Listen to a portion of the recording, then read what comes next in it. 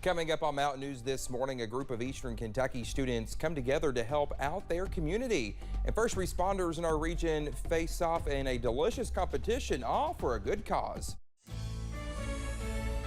Dedicated to Eastern and Southern Kentucky, this is WYMT Mountain News This Morning.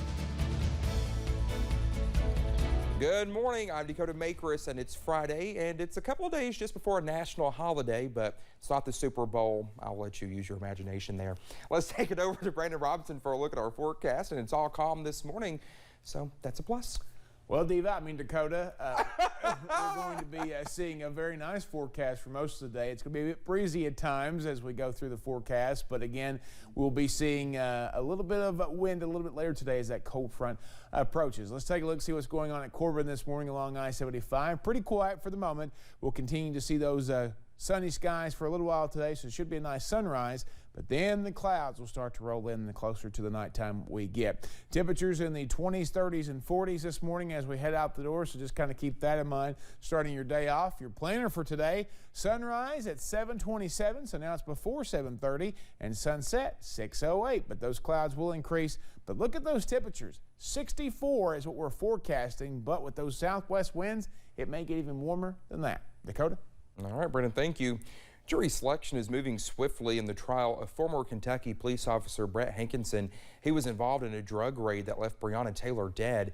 11 jurors will move on to the group question session later this month that brings to a total of 22 potential jurors, which is about half of what the court wants during questioning Wednesday. Most of the potential jurors had heard or read something about this case in the news or on social media.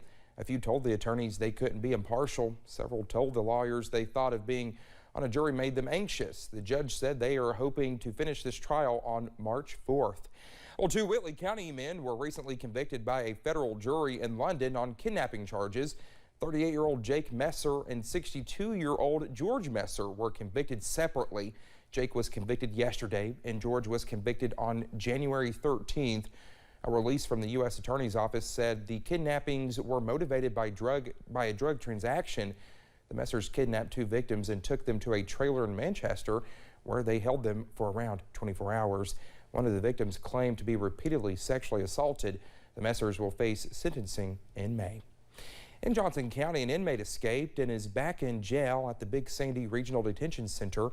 Deputies say Lloyd Conley ran into the woods Wednesday night near the Judicial Center and the Tractor Supply. After arriving at the jail, deputies, Painesville police officers, and the Painesville Fire Department, along with the Magoffin County Sheriff's Office, were all on the scene. Deputies later found Conley and arrested him again. In addition to other charges, Conley was charged with escape first degree. Well, the Hazard Police Department is looking for help identifying 2 suspects you see on your screen in a theft at Lowe's. The 2 people pictured here came into the business on January 16th and January 18th. Officers say they stole more than $1,000 in tools.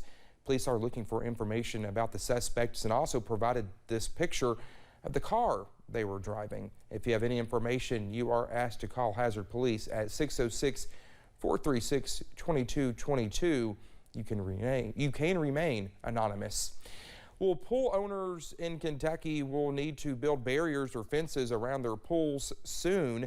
The House Committee approved a bill on Tuesday to help keep young children out. House Bill 196 would be known as the Ava Grace Jenkins Law. Ava was a 2-year-old McCracken County girl who died in 2019 after climbing into a neighbor's pool and drowning.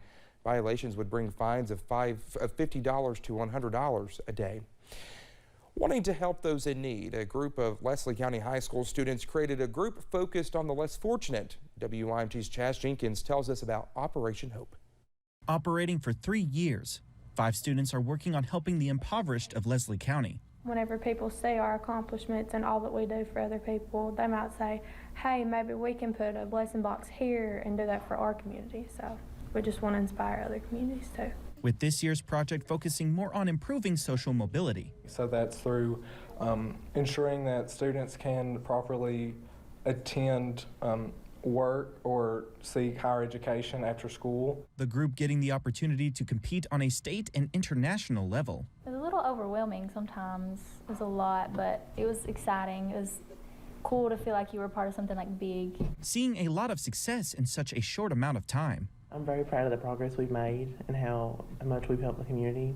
This Saturday, we're hosting a community drive, and you can bring in 10 cans of food, and it's just for the hot boxes to help stock them. Hoping to see the group grow and expand. We have done a lot. We've kind of set a foundation for this project for Operation Hope, and we would love to see it continued in the future. Maybe like as we graduate, we can get more kids on board. Lending a helping hand to the less fortunate.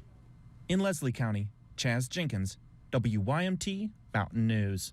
Well, Brock says that canned food community drive will take place this Saturday at the Hayden City Park from 10 a.m. until 2 p.m. A historic building in downtown Corbin is in need of repairs, and officials hope it can become a community center and point of pride for the town. The Carnegie Library was constructed in 1916 as Corbin's first library. In recent years, it has fallen into disrepair, so Carnegie Center board members got the city's police and fire rivalry heated up yesterday for a chili cook-off to raise some money. It's always fun to put the two departments head to head. There's a lot of camaraderie, a lot of joking, a lot of trash talking. Officials raised $2,400 yesterday, bringing the total donated to more than $80,000 since the restoration began in 2015. Our East Kentucky Sport, Boat, and RV show kicks off today, and vendors are already filling the Appalachian Wireless Arena. From RVs to ATVs and a few things in between, giving you a chance to get a close-up look at some of the latest models that could soon be yours. With games, raffles, and more, the arena space indoors and out is packed with a little something for everyone this weekend. It's going to be a good time. You can come out and check all the new RVs, the new side-by-sides. We've got motorcycles, Copperhead gun and range is set up. We have a trout tank for the kids to come in. It's free. They can fish. They can have a good time, try to catch a fish. It's basically everything that you want to do when spring hits, and it's right around the corner. Well, the event kicks off today at 4 p.m. You can join in on the fun Saturday from 9 a.m. to 9 p.m. and a final chance on Sunday from noon until 5 o'clock. Small businesses in one city are planning a Saturday full of fun and full of love. Our Jordan Mullins spoke to small business owners in Pikeville about some upcoming Valentine's Day events. On Saturday, small businesses in Pikeville have plenty of date night plans. So if you're looking for a solid date night, but you're tired of just the usual date night at Applebee's, feel free to join us at AppCycled. AppCycled is one of several businesses hosting Valentine's Day weekend events. Saturday, they'll be having live music over at the Great Hall. And then the Shops at 225 is going to be having events all day Saturday, from drink tastings, cocktails. And whether you want to meet new people, it's every event we've had so far since we opened has been it's been really good. Like we've met so many new people, and whether they were customers or not, it's just people that keep coming back, and it's just really nice. Or spend the evening with that special someone, or even family and friends. I'm hoping he'll come out and hang out for a little while, but we usually always have the kids, so it'll be like a little family event, which, I mean, this is a great family event. Every event we've had here has been great for families. No matter where you choose to stop by, you are sure to have a Happy Valentine's Day. In Pikeville, Jordan Mullins, WYMT Mountain News.